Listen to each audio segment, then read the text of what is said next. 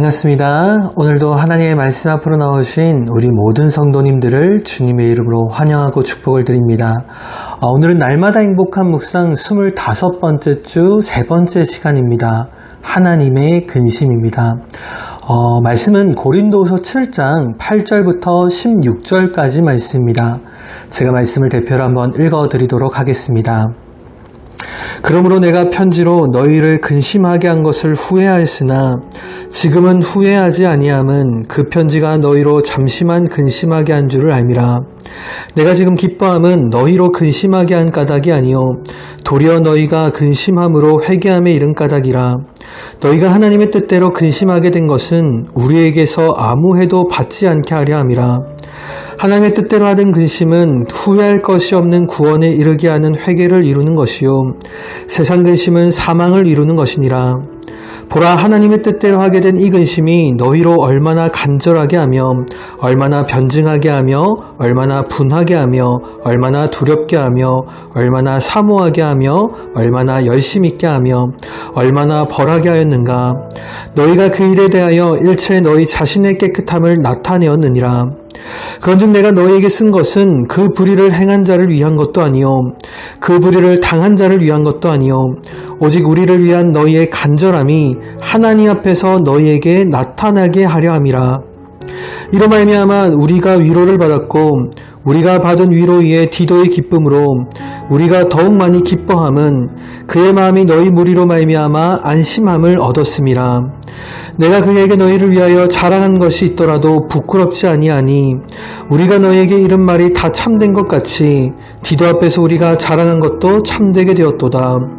그가 너희 모든 사람들이 두려움과 덤으로 자기를 영접하여 순종한 것을 생각하고 너희를 향하여 그의 심정이 더욱 깊었으니 내가 범사의 너희를 신뢰하게 된 것을 기뻐하노라. 아멘. 자, 묵상 질문 1번입니다. 바울이 고린도 교인들을 근심하게 한 것을 후회하지 않는 이유는 무엇입니까? 여러분, 오늘 본문의 시점은 바울이 디도를 통해서 고린도 교회에 눈물의 편지를 보내고 고린도 교회의 반응을 들은 직후였습니다. 여러분, 바울이 고린도 교회에 보냈던 이 눈물의 편지에는 굉장히 강한 권면의 내용들이 많이 담겨져 있었습니다. 그러다 보니 그 편지를 읽는 고린도 교회 성도들은 충분히 상처를 받을 수 있는 상황이었다는 것입니다. 그래서 바울은 자신의 눈물의 편지를 읽고 고린도 교회 성도들이 근심하게 될까봐 걱정할 수밖에 없는 상황이었던 것이죠. 그런데 오늘 보면 8절을 보면 바울은 고린도 교회 성도들을 근심하게 만든 것을 절대로 후회하지 않는다라고 밝히고 있습니다. 여러분, 그 이유가 무엇 때문이겠습니까? 그 이유는 그 근심이 영원한 근심이 아니라 회개로 바뀌었기 때문입니다. 여러분, 회개라는 것은 나의 죄를 깨닫는 것으로부터 시작되는 것입니다. 만약 내가 죄인이라는 것을 깨닫지 못한다면 절대로 회개할 수가 없다라는 것입니다. 여러분, 물론 나의 죄를 깨닫는다는 것은 근심되는 일일 수밖에 없습니다. 여러분, 나의 죄를 깨닫는다는 것은 어쩌면 지금까지 내가 살아왔던 삶의 방식을 부정당하는 것입니다. 내가 한평생 열심히 걸어온 길이 있는데 그 길이 잘못된 길이라고 부정당한 것이죠. 여러분, 얼마나 마음에 큰 근심이 되겠습니까? 그런데 여러분, 그러한 근심이 없이는 절대로 회개도 있을 수가 없다라는 것입니다.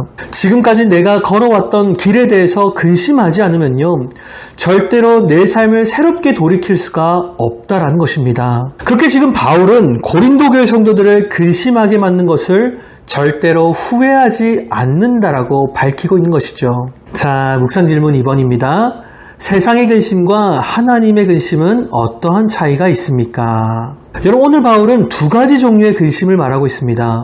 바로 세상의 근심과 하나님의 근심이죠. 여러분, 우리가 이 땅에 살아가면서 근심하지 않는 사람은 단 한 사람도 없습니다.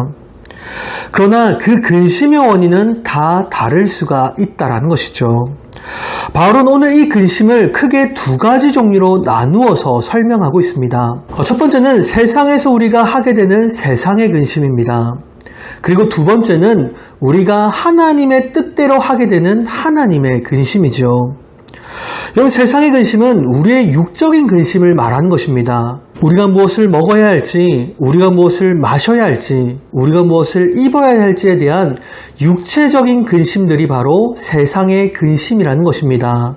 여러분, 이러한 세상의 근심은 우리의 영과 육을 점점 시들고 병들게 만듭니다. 여러분, 실제로 잠언 17장 22절에 보면 마음의 즐거움은 양약이라도 심령의 근심은 뼈를 마르게 한다라고 기록되어져 있습니다. 우리의 근심이 그냥 단순히 우리의 마음의 문제가 아니라 우리의 육체마저도 병들게 만든다라는 것이죠. 실제로 심리학에서 우울증을 병리적인 현상으로 진단하려면 신체화 현상이 나타나야 된다라고 말합니다. 우리 마음의 근심이 우리의 신체마저도 병들게 만든다라는 것이죠.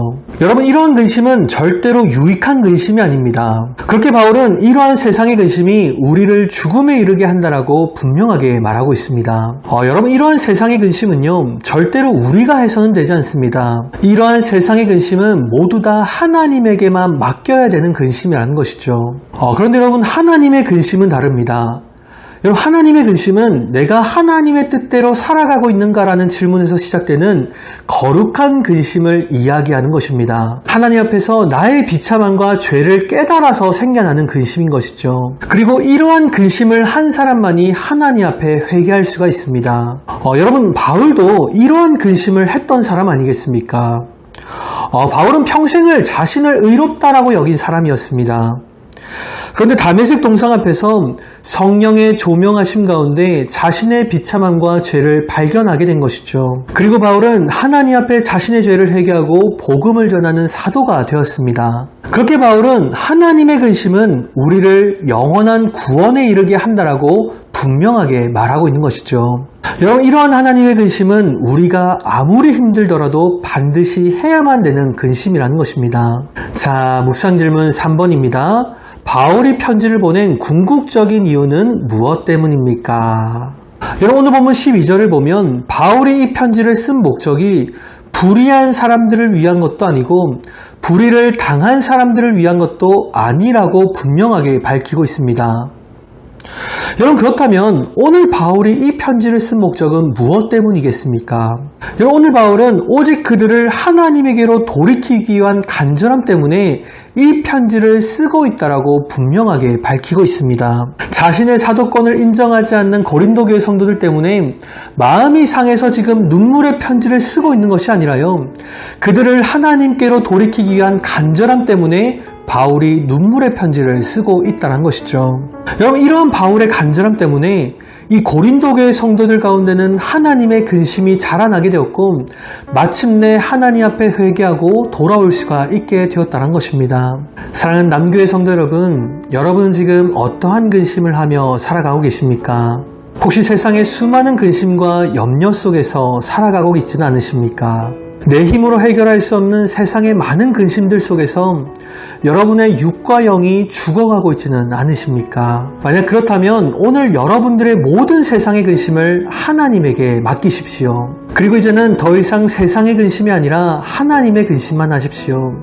이 거룩한 근심은 여러분을 하나님과 더욱 가깝게 만들어 줄 것입니다. 그렇게 오늘도 우리 모든 성도님들이 세상의 근심은 모두 다 하나님께 맡기고 하나님의 근심만 하며 살아가는 귀하고 복된 하루가 되시기를 진심으로 축복을 드립니다.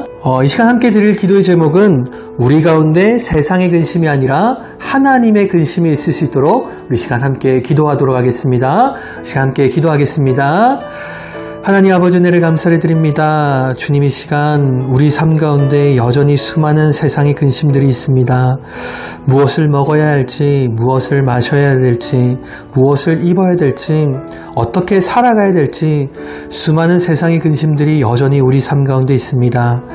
주님, 하지만 우리 힘으로 해결할 수 없는 이 세상의 근심들을 이제는 우리의 힘으로 해결하려고 하는 것이 아니라 오직 하나님께만 맡길 수 있도록 주여 우리를 성령으로 충만하게 채워 주옵소서. 그리고 이제는 우리 모든 성도님들이 이 세상의 근심이 아니라 하나님의 근심만 하며 살아갈 수 있도록 주여 우리를 거룩한 성령으로 충만하게 채워 주옵소서. 살아계신 예수 그리스도의 이름으로 기도드리옵나이다. 아멘.